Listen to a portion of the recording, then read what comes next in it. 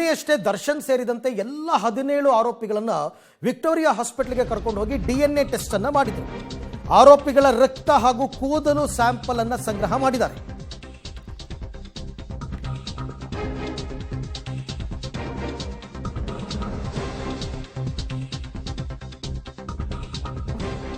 ಆರೋಪಿಗಳ ರಕ್ತ ಮತ್ತು ಕೂದಲು ಸ್ಯಾಂಪಲ್ ಸಂಗ್ರಹವನ್ನು ಮಾಡಿಕೊಂಡಿದ್ದಾರೆ. ರಕ್ತ ಮತ್ತು ಮಾದರಿ ಸ್ಯಾಂಪಲ್ ಇವೆರಡನ್ನೂ ಕೂಡ ವಿಧಿವಿಜ್ಞಾನ ಪ್ರಯೋಗಾಲಯಕ್ಕೆ FSLಗೆ ರವಾನೆ ಮಾಡಿದ್ದಾರೆ. ಒಂದು ವಾರದಲ್ಲಿ ಇದರ ರಿಪೋರ್ಟ್ ಕೂಡ ಬರುತ್ತೆ. DNA ಟೆಸ್ಟ್ ರಿಪೋರ್ಟ್ಗೋಸ್ಕರ ಪೊಲೀಸರು ಕೂಡ ಕಾಯ್ತಾ ಇದ್ದಾರೆ.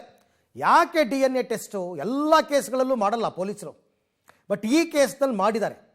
ನೋಡಿ, ಪ್ರತ್ಯಕ್ಷದರ್ಶಿಗಳು ಯಾರೂ ಇಲ್ಲದೆ ಇರತಕ್ಕಂಥ ಸಂದರ್ಭದಲ್ಲಿ ಪ್ರತ್ಯಕ್ಷದರ್ಶಿ ಸಾಕ್ಷಿಗಳು ಹೀಗೆ ಮಾಡ್ತಾರೆ.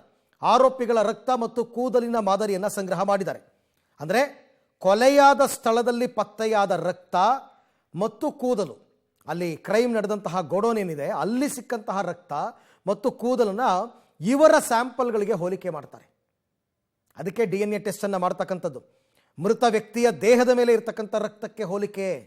ಅಂದರೆ ಈ ಥರ ಅವನ್ನ ಹೊಡಿಬೇಕಾರೆ ಬಡಿಬೇಕಾರೆ ಇವ್ರದ್ದು ಯಾರ್ದಾದ್ರೂ ರಕ್ತ ಬಂದಿರ್ಬೋದು, ಅದು ಆತನದ ಮೈ ಮೇಲೆ ಇರ್ಬೋದು, ಯಾರ್ದದು ಹಾಗಾದರೆ ಅದನ್ನು ಮ್ಯಾಚ್ ಮಾಡ್ತಾರೆ.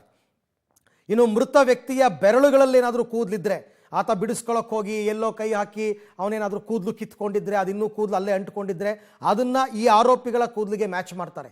ಯಾರದ್ದು ಅದು ಅಂತ ಪ್ರೂವ್ ಮಾಡೋದಕ್ಕೆ ಕೊಲೆಯಾದ ಸ್ಥಳದಲ್ಲಿ ಕೂದಲು ಮತ್ತು ರಕ್ತ ಈಗಾಗಲೇ ಅವರು ತಗೊಂಡಿದ್ದಾರೆ. ಸ್ಯಾಂಪಲ್ಸನ್ನು ಮ್ಯಾಚ್ ಮಾಡ್ತಾರೆ.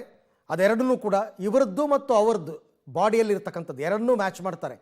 ಯಾರು ಈ ಥರ ಅಟ್ಯಾಕ್ ಮಾಡಿರೋದು ಅಂತ ಕೂದಲು ರಕ್ತದ ಮಾದರಿ ಮ್ಯಾಚ್ ಆಗುತ್ತಾ ಅಂತ ಪರಿಶೀಲನೆ ಮಾಡಿ, ಒಂದು ವೇಳೆ ಏನಾದರೂ ಮ್ಯಾಚ್ ಆದರೆ ಅದನ್ನು ಸಾಕ್ಷ್ಯನಾಗಿ ಪರಿಗಣಿಸ್ತಾರೆ. ರಿಪೋರ್ಟನ್ನು ನೋಡಿ, ಮೃತದೇಹದ ಮೇಲೆ ಈ ಥರ ಕೂದಲಿತ್ತು, ಅದು ಇವರದ್ದು. ಉದಾಹರಣೆಗೆ ಈ 17 ಜನರಲ್ಲಿ ಯಾರೋ 4 ಜನರ ಕೂದಲು ಮೃತದೇಹದ ಮೇಲೆ ಇತ್ತು ಅಂತ ಅಂದ್ಕೊಳ್ಳೋಣ. ಅಂದರೆ ಆ 4 ಜನ ಮ್ಯಾನ್ ಹ್ಯಾಂಡ್ಲಿಂಗ್ ಮಾಡಿದ್ದಾರೆ ದೊಡ್ಡ ಮಟ್ಟದಲ್ಲಿ ಅಂತ ಪ್ರೂವ್ ಮಾಡೋದಕ್ಕೆ ಈ DNA ಟೆಸ್ಟನ್ನು ಮಾಡಿರ್ತಕ್ಕಂಥದ್ದು. ಆ DNA ಟೆಸ್ಟ್ ರಿಪೋರ್ಟ್ ಇನ್ನೊಂದು ವಾರದಲ್ಲಿ ಬರುತ್ತೆ.